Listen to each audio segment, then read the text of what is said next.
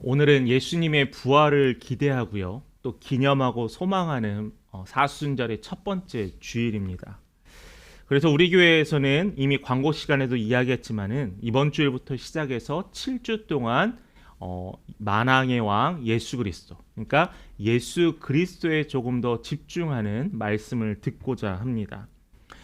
이 세상에 우리가 신앙생활하면서 삶의 가치나 어떻게 잘 사는지, 어떻게 선하게 사는지에 대해서 중요합니다. 그러나 더욱 더 중요한 것은 특별히 이 사순절기를 맞이해서 예수 그리스도가 우리 삶에 어떠한 영향을 끼치는지, 여러분은 왜 예수를 따르고 선택했는지에 대한 당위성을 찾아가는 시간이 되길 바랍니다.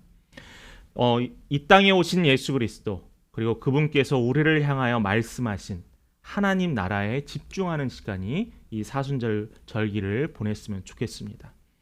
오늘 그 첫째 시간으로 요한복음을 같이 나누려고 합니다.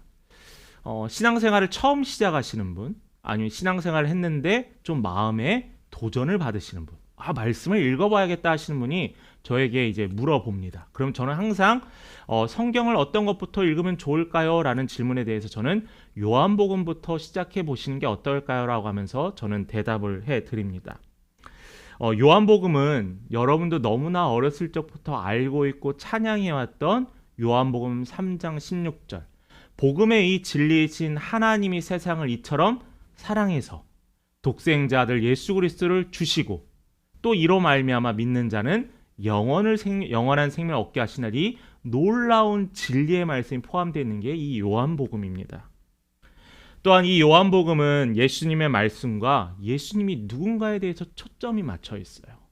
마태복음에 대해서는 약간의 유대인들을 대상으로, 누가복음에 관해서는 약간의 이방인들을 대상으로 했지만은 요한복음은 이 사복음서들 가운데 특별히 예수 자체에 좀 집중하고 있는 걸 확인할 수 있습니다.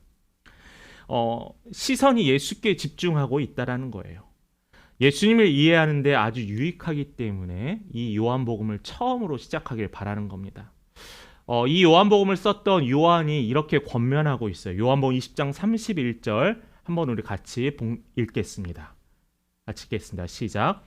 오직 이것을 기록함은 하나님의 아들 그리스도의 심을 믿게 하려 함이요 또 너희로 믿고 그 이름을 힘입어 생명을 얻게 하려 함이라. 아멘. 말씀 아직 내리지 마시고요. 여러분 말씀을 한번 보시면은 기록한 목적이 있어요. 뭐냐면은 하나님의 아들이 예수 그리스도를 믿게 한다는 거예요. 아직 유대인들은, 아직 이방인들은 하나님이 누구신고 하나님의 아들이 누구인지 그들은 받아들이지 못했지만은 이 요한복음에 이 쓴 목적은 하나님의 아들이 예수 그리스도라는 거죠. 또 두 번째로는 그 이름을 통해서 생명을 얻게 한다는 거예요. 우리가 지금 살고 있는 게 죽은 게 아닙니다. 그러나 영적으로 우리가 죽음 이후에 하나님의 나라에 대한 소망을 품을 수 있는 것은 예수 그리스도 외에는 없다라는 거죠. 자, 그러면은 말씀 내려주셔서 좋습니다. 이래서 두 가지 목적을 밝혔습니다. 또 다른 이유가 있는데요. 바로 요한복음의 저자인 사도 요한에게 있어요. 우리가 지난 주일 오후 시간에 나눴지만 사도 요한이 누구예요? 예수님을 너무나 사랑했던 12제자 가운데 한 명이라고 나눴습니다. 그의 특징은 뭐냐면 사랑이에요. 예수님을 너무나 많이 사랑했고 그러다 보니까 매일매일 예수 옆에 붙어 있었습니다. 예수 옆에 붙어 있다 보니 예수의 말과 행동과 제스처와 그가 하는 모든 것들에 대해서 더욱더 가까이 확인하고 살펴볼 수 있었다라는 거예요. 그러니까 더욱더 깊이 관찰할 수 있었다라는 거죠. 우리는 다른 본문도 마찬가지겠지만은 이 요한복음을 통해서 요한의 소망이 있었어요. 요한이 바라봤던 예수 그리스도, 요한이 말했던 그 예수 그리스도가 더욱 예수님을 사랑하고 주의 말씀을 더욱 사랑하기를 소망하는 마음에 이 요한복음을 쓰게 되었던 겁니다. 이 요한복음을 통해서 우리는 첫 번째 확인해야 될 게 있습니다. 바로 첫 번째 뭐냐면 바로 말씀이 곧 하나님이시라는 거예요. 1장 1절 함께 읽겠습니다. 태초에 말씀이 계시니라. 이 말씀이 하나님과 함께 계셨으니 이 말씀은 곧 하나님이시니라. 자, 간단하게 한 줄로 하면요, 예수님이 하나님이라는 거예요. 예수님이 하나님이 가능할까? 실제 요한복음 1장 1절은요. 신학적으로 정말 중요한 구절이에요. 왜냐하면 예수님이 하나님이다라고 그랬거든요. 그전에는 예수님이 하나님의 아들이고 메시아이고 구원자고 또한 장차 오실 자라고 했지만은 요한복음에서는 1장 1절에 선포하는 거예요. 예수님이 하나님이다라고요. 이게 왜 이렇게 중요하냐면은 예수가 신이다라는 거거든요. 신이다라는 거. 세상 사람들은 또한 믿는 기독교인들 가운데서도 예수를 왜 믿냐라고 물어보면은 예수는 좋은 사람이잖아요. 예수는 따뜻한 사람이잖아요. 예수는 나의 것을 다른 사람에게 양보했던 사람이잖아요 하면서 선한 사람이기 때문에 따르는 사람들이 있다는 거예요. 그러니까 교회를 다니지 않고 예수가 구원자라고 알지 않으면서도 예수를 존경하는 사람들이 우리 안에 생길 수 있다라는 겁니다. 뿐만 아니라 이러한 사람들도 있습니다. 어떤 사람들은 예수가 신임을 인정하지만 수많은 신들 가운데 한 명이라는 거예요. 근데 여러분 이게 맞나요? 아니에요. 예수 그리스도는 유일하신 하나님이시고 하나님의 아들이시라는 거예요. 이들의 주장은 다 틀렸습니다. 예수님은 왜 바로 태초의 말씀으로 하나님과 함께 계셨다라고 1장 1절에 기록되어 있기 때문입니다. 요한이 쓴 또 다른 성경인데 요한 1장부터 요한 3장까지 있는데 요한 1장 1절도 한번 볼까요? 제가 읽겠습니다. 태초부터 있는 생명의 말씀에 관하여는 우리가 들은 바요 눈으로 본 바요 자세히 보고 우리가 손으로 만진 바라 라고 했습니다. 자, 요한복음 1장 1절과 요한일서 1장 1절에 공통적으로 등장하는 단어가 있어요. 바로 태초라는 거죠. 태초. 창조 이전을 태초라고 하는데 여기에서 요한은 태초부터 하나님 예수께서 같이 있었다라고 합니다. 자, 그러면은 여기에서 우리가 태초를 한번 우리가 어떤 말씀이 떠올라요? 창세기 1장 1절의 말씀입니다. 뭐죠? 태초에 하나님이 천지를 창조하셨다는 거예요.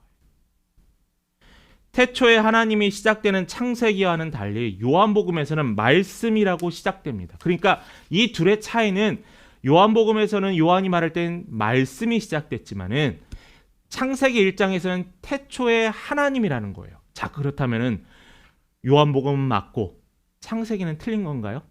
아니에요. 이 둘은 같아요. 하나님과 말씀이 같다라는 말의 의미예요. 예를 들어 볼까요? 저희 김씨 아들의 제 이름이 김순규잖아요. 김씨 아들의 순규가 이번에 어디 학교에 합격했대라고 말하는 사람이 있고 저 김씨 아들 집의 첫째 아들, 제가 첫째 아들이거든요. 첫째 아들이 이번에 어디에 합격했대. 말과 단어는 다르지만 대상은 뭐죠? 같잖아요. 그거와 마찬가지로 태초에 말씀이 있었고 하나님이 계셨다라는 것은 똑같다라는 말의 의미입니다. 자, 그래서 하나님께서 말씀을 통해 세상을 창조하셨다라는 결론에 이르게 되죠. 또한 예수님 없이 창조된 것은 하나도 없다는 사실을 확인할 수 있습니다. 우리가 생각하는 것처럼 부모님이 자녀를 낳고 아들이나 딸이라고 얘기하지만은 하나님께서도 아들이신 예수 그리스도라고 이야기를 하지만은 우리가 생각할 때 오해하지 말아야 될 것은 우리가 생각하는 부모가 자녀를 낳는 자녀의 개념이 아니라는 거예요. 하나님이 아들이라고 하지만 그 예수 그리스도는 태초부터 하나님과 함께 계셨다라는 거예요. 그게 우리가 잊지 말아야 될 거죠. 이 예수 그리스도는 말씀이라고 하는데 이 말씀이 창조된 존재가 아니라 창조했던 주체였고 피조물이 아니라 창조주였다는 것을 창조주로 하나님과 함께하였습니다. 또 다른 증거가 있어요. 요한복음 17장에 보면은 예수님께서 대제사장의 역할을 하시는 장면이 있는데 예수님께서 십자가에 달려 돌아가시기 전에 예수님께서 잡히시던 날 전날 밤의 이야기입니다. 예수님께서 제자들에게 만찬을 나누시고 또한 세족식을 하시면서 두려워하는 제자들에게 걱정하지 말고 두려워하지 말라라고 위로하면서 고별 설교를 하시는 장면입니다. 그때 예수께서는 그들을 향해서 성령이 너희와 함께 하실 거다라는 약속을 해주시게 되죠. 그렇게 설교를 마치신 후 예수님은 하늘을 우러러 기도하는 사건이 있어요. 기도하십니다. 요한복음 17장 5절 우리 같이 한번 봉독하겠습니다. 예수의 기도입니다. 같이 읽겠습니다. 시작. 아버지여, 창세 전에 가졌던 영화로서 지금도 아버지와 함께 나를 영화롭게 하옵소서. 자, 여기 앞부분에 보면은 뭐라고 했어요? 하나님, 창세 전에라고 해요. 예수가 뭐라는 거예요? 예수님이 창세 전부터 하나님과 같이 있었던 제가 하나님께 기도한다라는 거예요. 그때는 영화로웠고요. 이 이후에는 나도 또 영화로운 그 자리에 간다라는 거예요. 예수님은 자신의 죽음을 통해 완성되는 구원 사역이 하나님께 영광이 되고 그걸로 말미암아 영광의 사역이 되었다라는 겁니다. 자, 이 기도를 통해서 우리가 또 확인할 수 있는 것은 예수님은 태초부터 하나님과 함께 계셨다라는 거예요. 여러분, 지금 잠깐 동안 살펴본 하나님께서 예수와 함께 계셨다는 증거가 무려 3개를 나눴습니다. 이 외에는 성경에 수없이 많은 것들이 증거되고 있어요. 그래서 저는 이렇게 결론 냅니다. 여러분, 삼위일체라고 들어보셨죠? 설명할수록 제 머리가 아파하고 들을수록 내가 이걸 알아야 되느냐라고 회의감이 드는 이 삼위일체. 삼위일체를 간단하게 생각하면은 한 분이신 하나님께서 성부와 성자와 성령의 세 위격을 가지고 계시는데, 그럼 위격은 뭐예요? 그러면은 세 속성이라는 거예요. 성부와 성자와 성령, 이것이 바로 삼위일체라는 겁니다. 그래서 예수님은 말씀으로 하나님과 함께 계셨다라는 거예요. 자, 그렇다면은 이 예수가 우리에게는 기쁨의 소식이 돼야 돼요.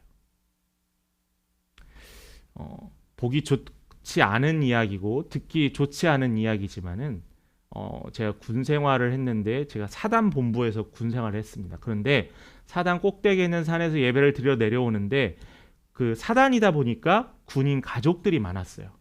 근데 거기서 잠깐 예배를 마치고 밖에서 복귀하려고 대기하는데 아이들끼리 서로 뭔 얘기하냐면 아이들도 계급이 있는 거예요. 나이는 비슷해 보이는데. 너희 아버지는 중령, 우리 아버지는 중사. 와, 이 아이들도 이런 계급이 있구나. 그러면서 중령이 힘이 세더라고요. 그런데 이 그냥 계급 때문에도 이 아이가 힘이 세고 또 자신만만해 하는데 왜 우리는 하나님이 우리의 아버지신데 왜 우리는 기뻐하지 않느냐라는 거죠. 그게 바로 우리의 두 번째 나눈 겁니다. 우리가 기뻐해야 될 이 소식, 바로 이 복음은 예수 그리스도라는 거예요. 몇 가지 설문조사를 나누려고 합니다. 2023년에 목회 데이터 연구소에서 1000명의 믿는 사람들을 대상으로 조사한 자료가 있습니다. 그 설문의 주제가 뭐였냐면은 여러분들의 정체성에 관해서 물어본 거예요. 너는 누구냐라는 거예요. 교회 다니는 사람들을 향해서요. 교인을 대상으로 명목상에 질문을 했는데 스스로 자신이 이름뿐인 그리스도인이라고 하는 사람, 또 교회를 다니지 않지만은 자신이 기독교인이라고 말하는 가나안 성도까지 합쳐서 약 57%가 명목상인 그리스도인이라고 이야기를 했습니다. 충격적이지 않으세요? 충격이 돼야 되는데 저는 보고 좀 놀랐습니다. 설마 진짜일까 의심도 했어요. 그 가운데 교회의 중요한 직분을 맡은 자 26%가 자신이 명목상인 그리스도인이라고 생각합니다. 물론 이유는 있습니다. 너무나 높은 기준이 있기 때문에 나는 그 기준에 이르지 못해 하면서 겸손한 사람도 있을 거고요. 실제적으로 그러한 삶을 전혀 살지 않는 사람도 있을 겁니다. 그러나 무엇이든 간에 이러한 결과는 우리에게 충격적이기도 합니다. 또 이러한 연결된 조사가 있어요. 교회 다니는 이유가 무엇인가에 대해서 물어봤거든요. 여러분, 가장 한국 기독교인들이 교인들이 교회 다니는 이유가 뭐라고 생각하세요? 마음의 평안이 1위였어요. 물론 여기 안에도 있을 수 있습니다. 이곳 안에도. 무려 38%의 사람들이 마음의 평안을 위해서 교회에 다닌다고 했어요. 이와 비슷한 대답으로는 건강이나 재물이나 성공을 위해서 다닌다는 사람이 18%였습니다. 총 그러니까 56%의 사람들이 이 땅에서의 것을 위해서 신앙생활을 한다는 거예요. 그런데 우리의 신앙생활이 이 땅에서의 평안과 복을 위해서 다니는 게 신앙생활이 아니잖아요. 우리에게 먼저 돼야 되는 건 뭐냐면은 영원한 생명, 구원을 위해서 우리가 신앙생활을 하는 거잖아요. 예수를 믿고요. 근데 그거에 대한 대답은 31%밖에 안 됐다라는 거예요. 추가 맞지 않잖아요. 절이 맞지 않잖아요. 우리는 영원한 생명이고 썩지 않을 것을 위해서 구해야 되는데 우리는 이 땅의 것에만 매몰되어 있다라는 거예요. 물론 이 원인이 있습니다. 교회 안에서 설교도요. 복음이나 구원에 대한 설교가 없는 것도 인정해요. 성도들이 어떠한 설교를 좋아하는지 목회자가 거기에 따라가는 것도 인정합니다. 그러나 설교는요. 성도들이 좋아하는 설교를 하는 게 아니라 하나님이 하고자 하는 설교가 하나님의 말씀이잖아요. 저도 가끔 혼란스러울 때가 있어요. 우리 성도들에게 위로가 되고 축복이 되는 말씀만 하면 더 좋아하지 않을까. 근데 여러분 자녀 키워보시고 또한 학생들 가르치셨지만 좋은 말만 하면 되나요? 때로는 회초리도 들잖아요. 저는 그렇게라고 생각을 합니다. 이런 결과를 보면서 여러분들에게 질문을 하나 할게요. 오늘 목장 모임 때도 이 질문에 대해서 좀 나눠봤으면 좋겠습니다. 여러분들에게 예수님은 누구인가요? 라는 거예요. 예수님은 어떠한 존재라는 거죠. 저도 말씀을 준비하면서 스스로 질문했습니다. 오늘 우리가 불렀던 찬송가가 93장 제목이 뭐였죠? 예수는 나의 힘이요. 이어서 가사가 내 생명 되시니라는 겁니다. 여러분이 그 찬송을 하시면서 여러분이 그 찬송의 가사를 믿으십니까? 고백하십니까? 정말 예수가 여러분의 힘이 되세요? 힘이 될 만큼 예수를 활용하시고 적용하세요? 그런데 사실 생각보다 그렇지 않다라는 거예요. 눈에 보이는 게 먼저고 먼저 나에게 결과물이 먼저예요. 예수가 힘이 되지 않을 때가 있습니다. 교회에서는 복음은 기쁜 소식이라고 하는데 여러분들은 과연 이 소식이 여러분에게 기쁨의 근원이 되느냐라는 거죠. 어떤 이들은 복음보다 중요한 것들이 있습니다. 물질이 복음보다 위일 때 너무나도 많습니다. 우리는 주식과 코인이 올랐을 때 예수를 만나는 그 복음의 기쁜 소식보다도 더 기뻐합니다. 나는 다르다라고 생각 안 하실 거라고 생각하고 저도 마찬가지일 거라고 생각하고요. 지금 내가 살고 있는 집의 가격의 변동이 오를 때 내릴 때마다 내 마음에 감정이 요동칩니다. 그런데 제가 곰곰이 생각해 보니까 집값이 올라도 내가 그 집을 팔아야지 내가 돈이 생기는 거잖아요. 근데 그 집을 팔아서 돈이 생겼는데 다른 집을 또 살려면 또 돈이 더 들잖아요. 여러분, 보이지 않는 것에 관해서 우리의 삶에 영향을 너무 많이 준다는 거예요. 그런데 믿음에 대해서 이 복음의 기쁜 소식에 대해서는 우리 삶에 영향이 잘 안 받아요. 안타깝다라는 거예요. 믿음의 변화에 대해서 둔하다라는 거죠.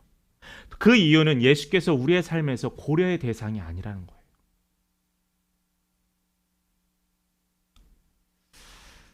우리의 눈을 가리는 또 다른 것들이 있습니다. 어떤 이들이 가장 소중하게 여기는 것이 하나님의 사명이 아니고 하나님의 나라도 아닌 것이 너무나 많이 봐요.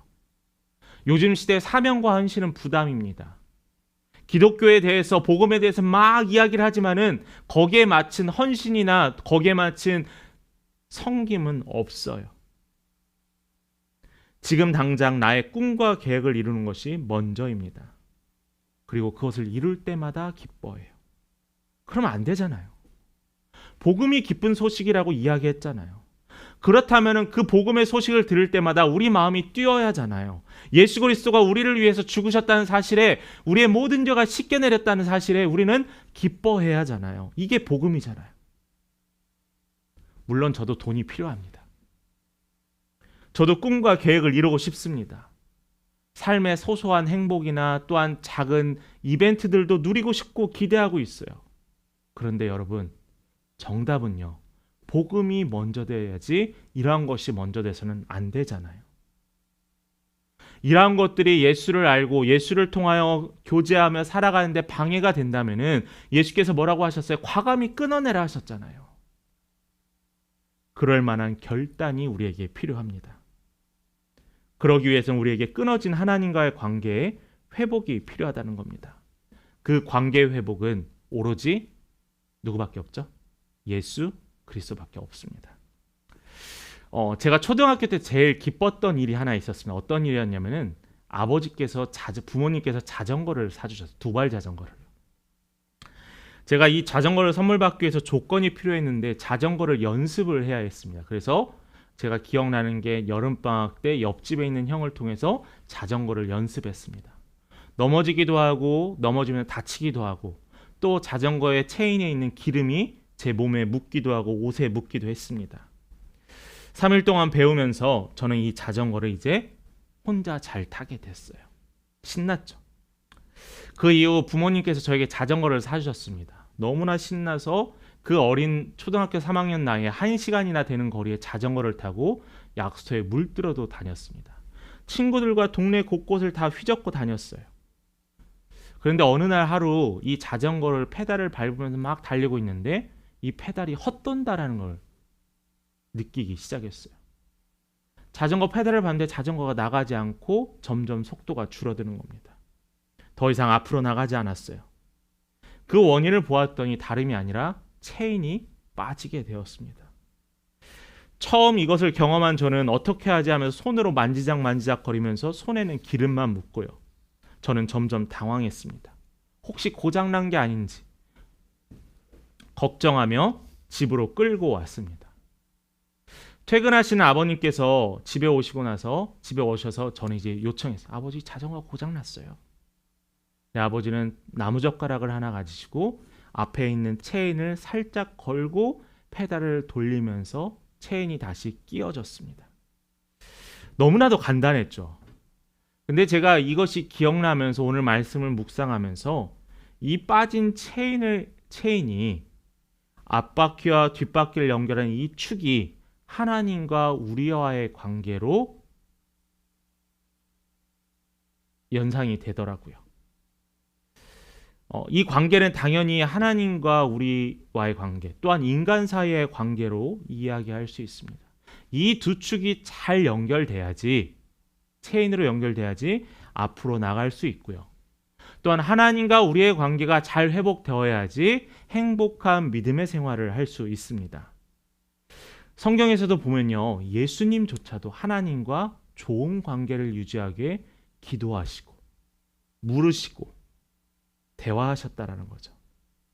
그런데 우리와 인간 사이, 우리와 하나님 사이의 관계를 보면 마치 이 체인이 빠진 자전거와 같다라고 생각할 수 있습니다. 그 원인은 아담과 하와의 죄로부터 시작됐죠. 그 관계를 회복하고 하나님께서 그 관계를 회복하기 위해 구약에 수많은 선지자들을 보내시고 때로는 말씀하시고 때로는 징벌하시고 때로는 그들의 땅을 약속한 땅을 보여주셨지만은 그들은 결국 회복되지 않았어요.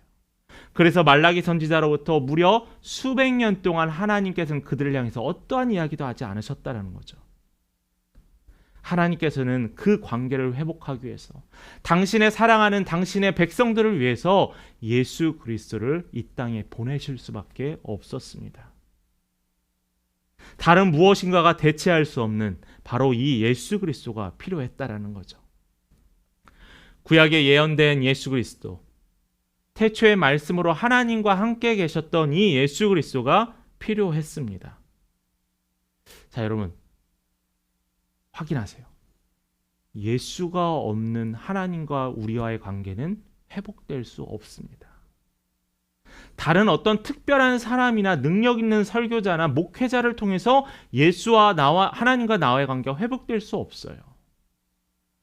부모가 나를 위해서 기도했으니까 나는 당연히 하나님과 나와의 죄의 관계가 끊어지겠지라고 생각하지만 아니라는 거예요. 오로지 예수 그리스도로 말미암아 하나님과 우리와의 끊어졌던 관계가 붙을 수 있다라는 거죠.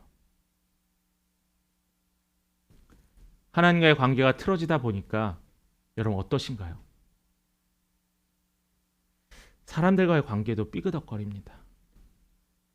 잘 될 거라고 생각했던 것들이 움직이기 시작하고요. 그래서 우리에게 하나님은 믿으라 명령하셨습니다. 그리고 약속하셨어요. 그 약속의 말씀 1장 12절 말씀 같이 봉독하겠습니다. 시작. 영접하는 자 곧 그 이름을 믿는 자들에게는 하나님의 자녀가 되는 권세를 주셨으니. 자, 성경에도 기록하잖아요. 약속하고 증거하잖아요. 영접하라는 거예요. 누굴 영접하래요? 예수 그리스도를 영접하래요. 그리고 그 이름을 믿는 자들에게는 어떠한 특별한 조건이 아니라 하나님의 자녀가 되는 약속을 해주셨어요. 누구에게요? 여러분 한 명 한 명에게, 각자에게.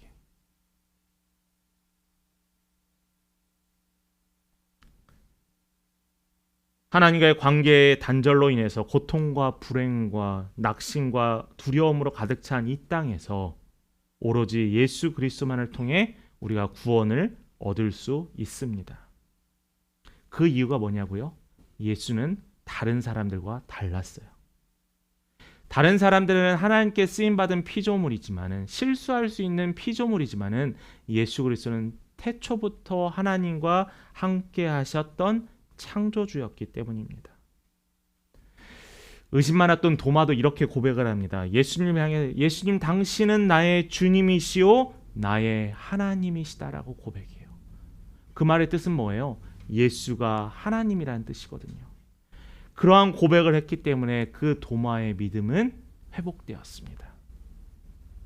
만약 예수님이 하나님이 아니시라면 그의 죽음이 온 세상의 죄값을 치르기에 충분하지 않았을 겁니다. 이것을 하실 수 있는 분은 오로지 창조주이신 예수 그리스도밖에 없습니다. 말씀을 마무리합니다. 요한복음 1장 1절에 태초에 말씀이 계시니라로부터 시작을 합니다. 아무것도 없는 이 흑암이 가득한 이 땅 가운데 하나님께서 태초에 말씀이 있었습니다.